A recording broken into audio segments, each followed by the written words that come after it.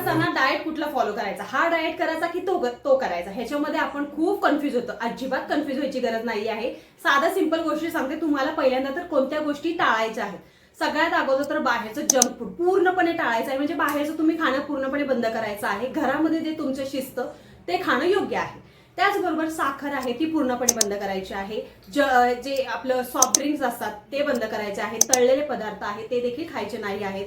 Chips वगैरे ते तर अजिबात खायचे नाही आहेत. आता कुठल्या गोष्टी आहेत त्या ऍड करायच्या ते सांगते. तर आपल्या घरामध्ये तुम्हाला चपाती जी आहे ती पहिल्यांदा बंद करून तुम्हाला भाकरी ऍड करायची आहे जेवणामध्ये.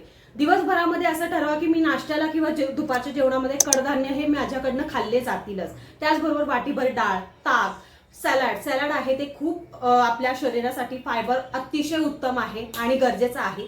त्याचबरोबर सगळ्यात महत्वाचं म्हणजे पाणी तुम्हाला दिवसभरामध्ये 4 ते 5 लिटर हे तुमच्या शरीरामध्ये गेलंच पाहिजे. तर हे करून बघा, नक्की तुम्हाला फरक जाणवेल.